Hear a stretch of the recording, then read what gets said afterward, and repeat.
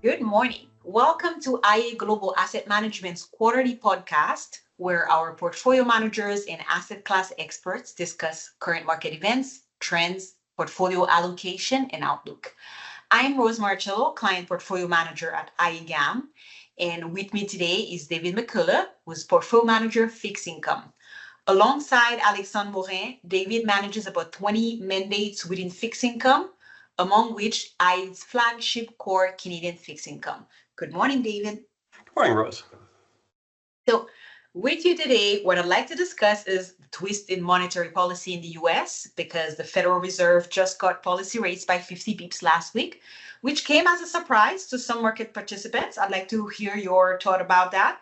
But also, let's touch on the economic outlook in the US and Canada and what could be the implications for the path forward in interest rates, which will matter a lot for the rest of the year. Maybe let's start with the Federal Reserve. So it kind of took some market observers off guard. And I'd say, like, despite mixed reports, the US economy remains resilient overall. Do you think that 50 bp was justified, or was that too strong a signal?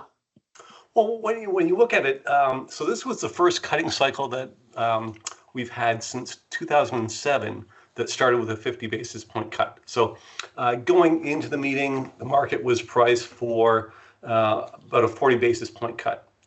And the big debate for weeks was whether the Fed would go 25 or is the Fed going to go 50. So, and as we know, that they went 50.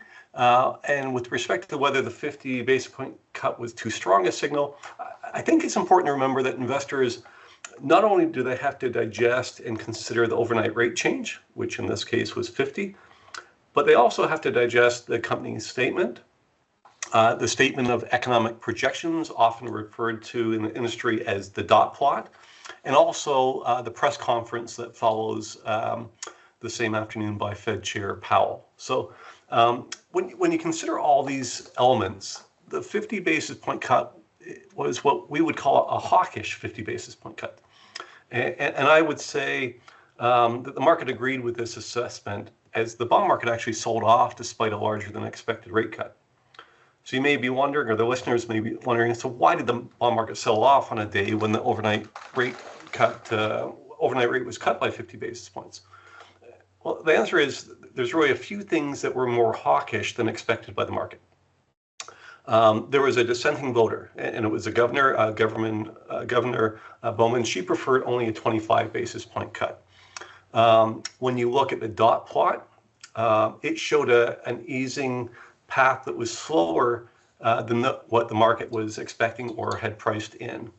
And then finally, when it came to the press conference, Fed Chair Powell, he was certainly less dovish than many market participants were expecting. And he continually emphasized the strong, the solid, the stable labor market and economy. And this was a much more positive outlook than that he delivered a month earlier at his Jackson Hole Summit speech. So overall, you'd say, like, there was a kind of a dichotomy. The signal seemed strong, but overall, they were quite positive. Absolutely. A bit weird. So I'd like to turn it now to the Bank of Canada, because seeing that the Bank of Canada so far in their cuts, they've been very cautious, very methodical, and kind of moderately easing with 25 bips clip. Would you say they might change their stance following what happened in the US? Could that be an incitation for a faster decline in policy rates in Canada? Well, we've certainly seen a divergence between monetary policy in Canada and the US. So as you've pointed out, the Bank of Canada started their easing cycle. They started in early June, and they've been cutting rates 3 times by a total of 75 basis points over 3 consecutive meetings. So 25 basis point cut, 25 basis point cut, and then another 25 basis point cut. So taking overnight rate from 5% to 4.25%.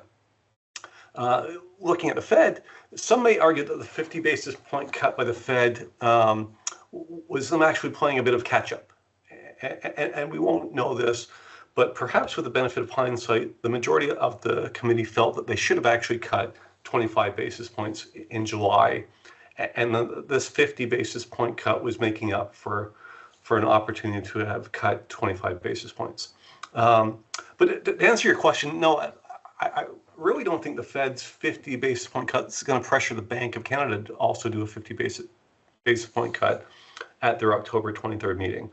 I think they're going to continue to set their own monetary policy, and that's going to be based on what's justified by domestic Canadian economic data. If you look at the most recent Bank of Canada summary of deliberations or their minutes, Bank of Canada policymakers said if the economy and labor market do not pick up as anticipated or weaken further, a faster pace of rate cuts could be appropriate. Like most central banks, the Bank of Canada remains very much data dependent.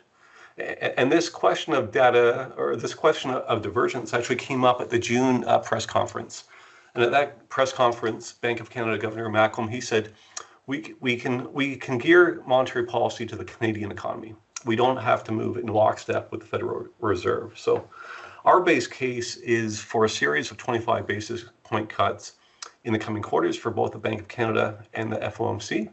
And we expect both central banks to take their policy rate from restrictive to more neutral levels. Yeah, so it was just kind of a catch up. So maybe just a bleep in the grand scheme of things. You mentioned the Bank of Canada being data dependent, like most central banks. One thing I'd like to bring the conversation to is the fact that the economic landscape seems to be rapidly changing in terms of unemployment, inflation, yes, is going down, but now we're seeing maybe some cracks in economic activity. In your opinion, has the probability of achieving a soft landing in Canada or in the US, has that been significantly altered since the summer began? And what does that mean for bonds in terms of duration management or even credit? Well, I think what's changed since the beginning of summer is that we've seen some cracks under the surface from an economic growth perspective. But we've also seen inflation come down, and that's given central bankers the confidence to start cutting rates. So as we know, Bank of Canada has lowered rates by 75 basis points. The Fed has lowered by 50 basis points. They've both started their easing cycles. We expect another 50 basis points of easing this year from both, and more to come next year. So what this means is there's going to be some monetary stimulus that's being provided by central banks. That's going to be a very welcome relief to consumers, to businesses, and that relief has helped increase the odds of a soft landing. However, we also know that monetary policy operates with a lag. So time will be required to tell whether both central banks have really timed the start and also the pace they're cutting cycles to provide this very nice soft landing. Now, as far as implications to the management of bond portfolios, I would say from a duration perspective, we're going to remain tactical, and our positioning is going to reflect a combination of our outlook on economic growth and inflation, and also going to tie in what is being priced by the market. From a credit perspective, we're overweight credit product across a number of sectors: provincial bonds, municipal bonds, corporate bonds. This additional monetary stimulus is certainly positive for credit, positive for risk assets. Looking at corporate bonds, credit fundamentals remain strong, and demand for new issues continues to exceed supply. So that's another positive factor, keeping spreads contained.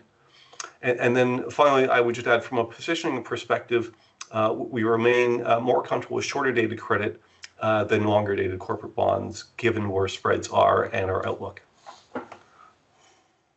So quite a mild or even slightly positive outlook for the asset class, right? Yes. Good. Well, thank you so much. Maybe any last thoughts for our audience? No, I would say, again, thank you for your business. And if any of our partners in sales want to know more information, want to talk more in depth about bonds, please reach out through Rose, and we'd be more than happy to sit down with you and your clients and have a more fulsome discussion. Great. Thank you so much, David. My pleasure, Rose. Thank you.